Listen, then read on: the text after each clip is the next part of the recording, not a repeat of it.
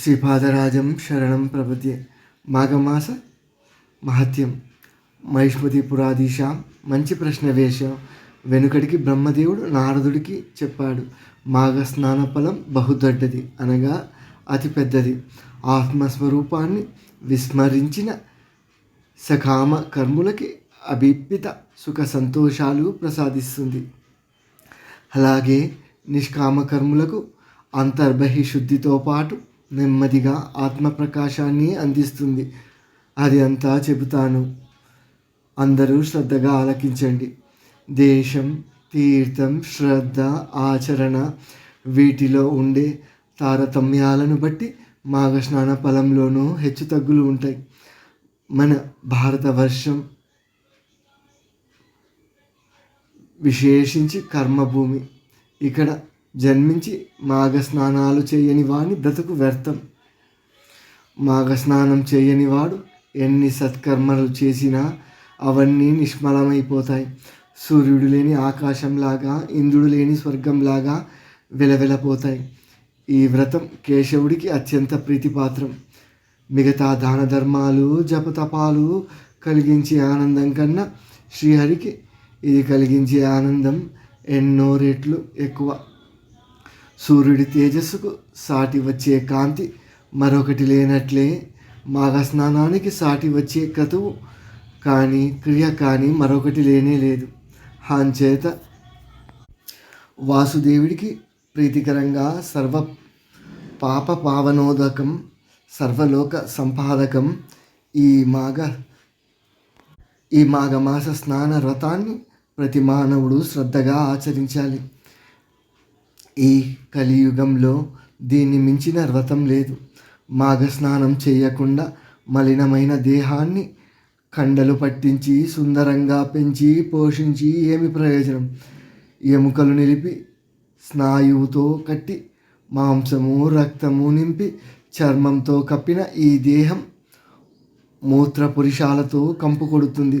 పొంచి ఉన్న ఆపదలాంటి ముసలితనంలో ఇది ఒక రోగమందిరం, మలినమయం, సర్వదోష నిలయం. ఇది ఏ నిమిషాన చెయ్యని పిచ్చి పని ఉన్నదా? ఇతరుల్ని ఏడిపిస్తాం, పాపాలు చేస్తాం, ఆర్తి కలిగిస్తాం, ద్రోహాలు చేస్తాం. ఒకటేమిటి, దీనికోసం అరిషడ్వర్గానికే ఊడిగం చేస్తాం. ఇంత చేస్తే ఇది అనగా ఈ దేహం పరమ భిషుణం, పరమ కృతజ్ఞం, క్రూరం, క్షణికం, దగా చేసి చటుక్కున రాలిపోతుంది ఒక రోజున. కాబట్టి మలినమైన ఈ దేహానికి ఇంత ప్రాధాన్యత ఎందుకు?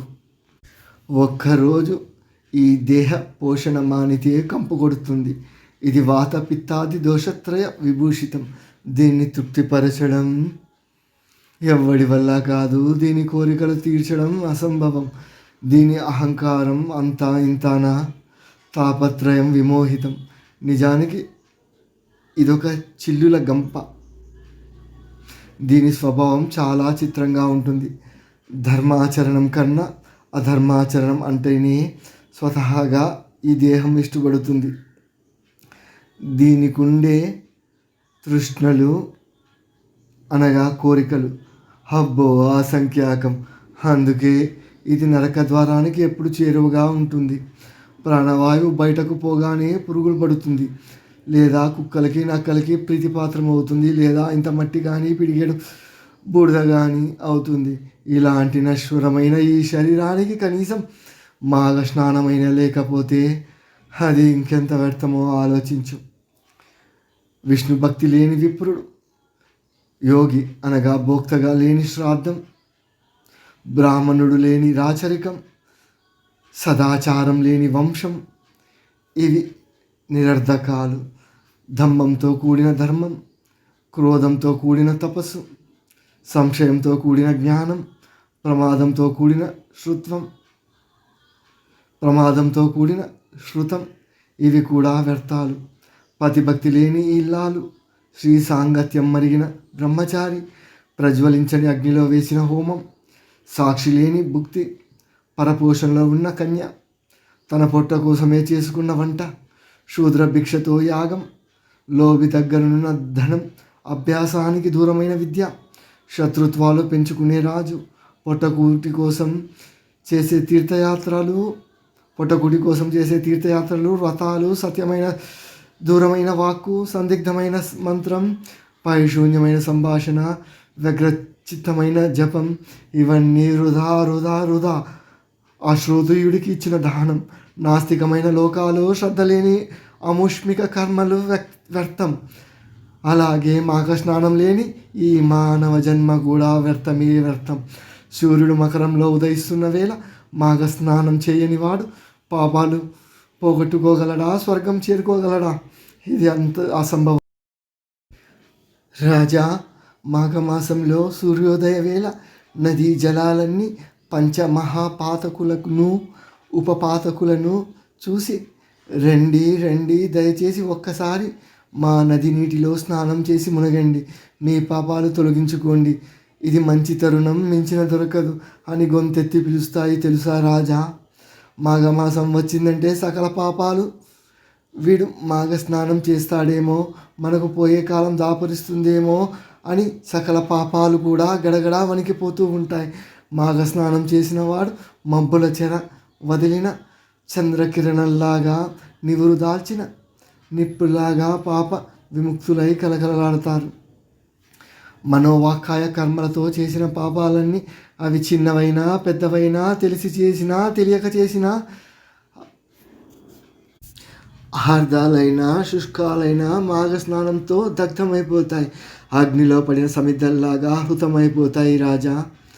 పాపాత్ములు మాఘ మజ్జనం చేస్తే పాప విముక్తులై శుద్ధి పొందుతారు.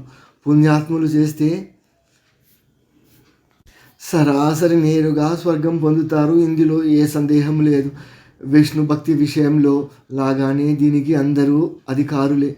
అర్హత అనర్హత అన్న ప్రశ్నే లేదు, ప్రసక్తి లేదు. మాఘమాసం అందరికీ అన్నీ ఇస్తుంది, అందరి పాపాలు తొలగిస్తుంది. మాఘస్నానమే మహామంత్రం, మాఘస్నానమే మహాతపస్సు, మాఘస్నానమే అన్నింటికి ప్రాయశ్చిత్తం, మాఘస్నానమే సర్వోత్తమం. సంసార మహాకిల్బిషాలను ప్రక్షాళన చేయగలిగిన ఆధ్యాత్మ జ్ఞాన కౌశల్య శతానేక జన్మాంతర పుణ్యం వల్ల కానీ లభించదు అన్నారు. అలాగే మాఘస్నానం చేయాలి అనే కోరిక జన్మాంతర సంస్కారం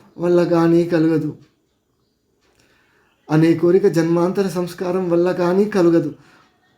పవనాల్లోకెల్లా పరమ పావనం మాఘస్నానం, సర్వకామ్య ఫలప్రదం.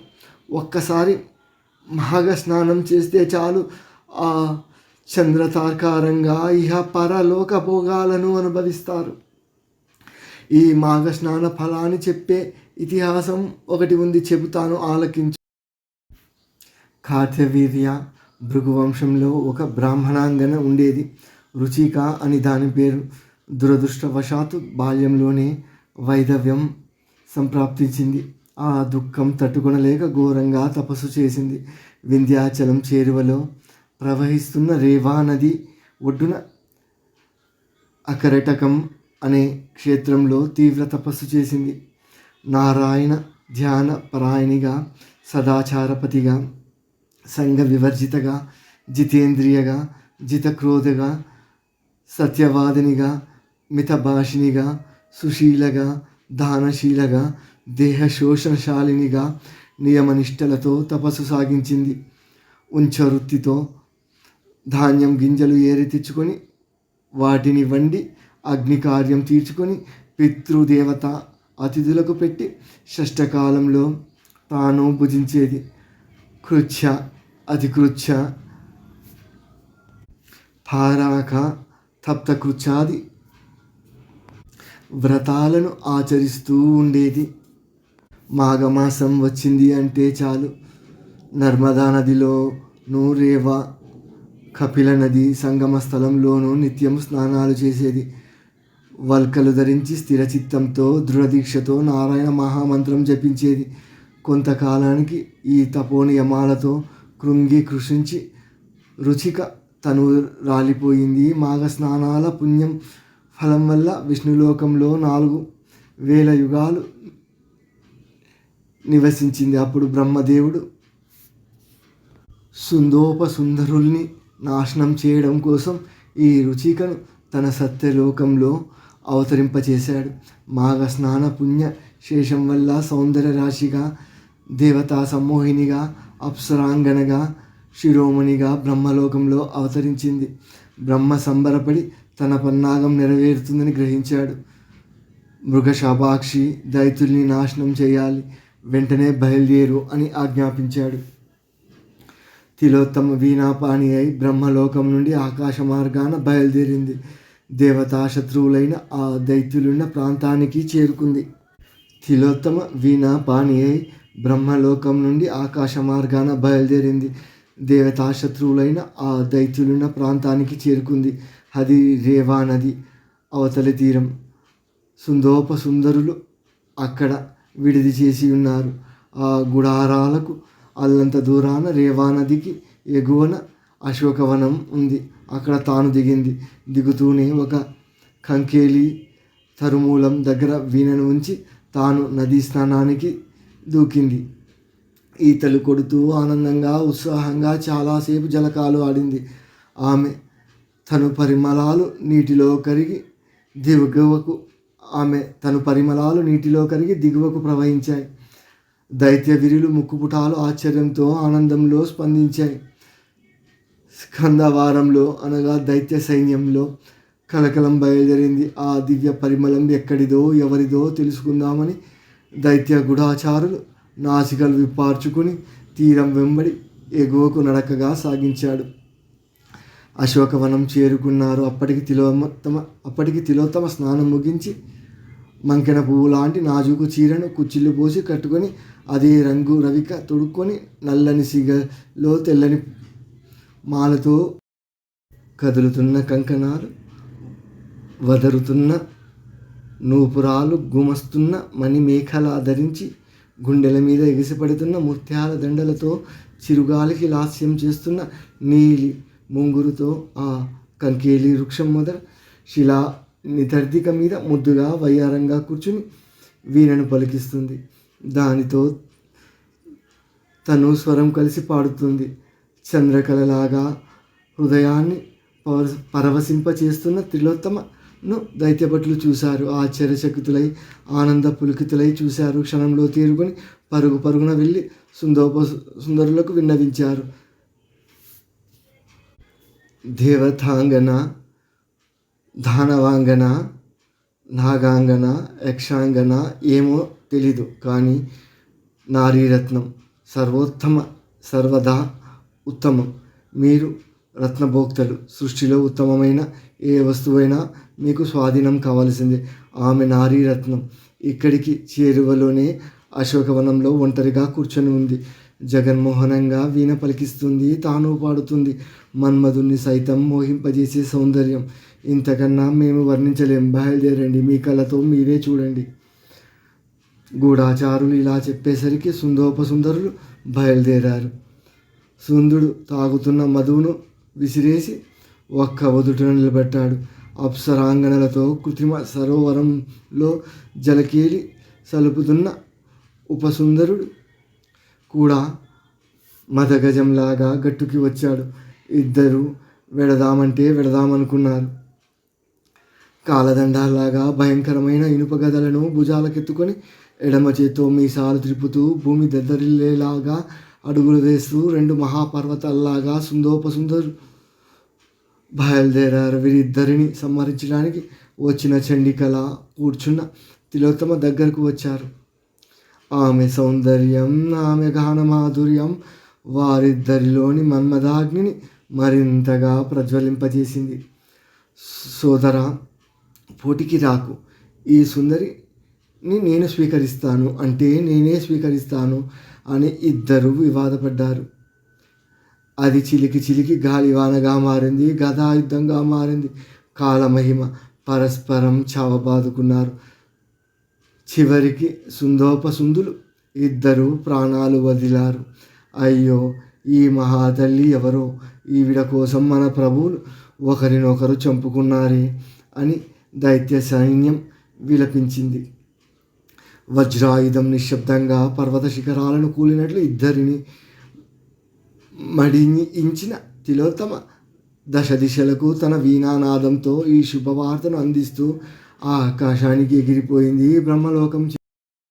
బ్రహ్మ సంతోషించి, చంద్రముఖి, నీకు సూర్యరథంలో స్థానం కల్పిస్తున్నాను. ఆకాశంలో సూర్యుడు ఉన్నంతకాలం నువ్వు సూర్యలోకంలో సమస్త భోగాలను అనుభవించు అని వరం ప్రసాదించాడు.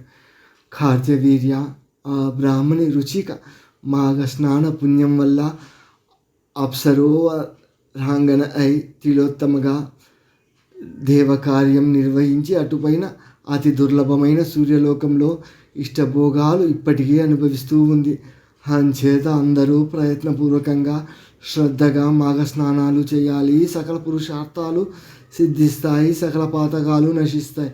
నదీ తీరంలో చేసిన మాఘ స్నానానికి నువ్వు చేసే కోటి యజ్ఞాలు కూడా సాటిరావు. జయ గురుదేవ దత్త.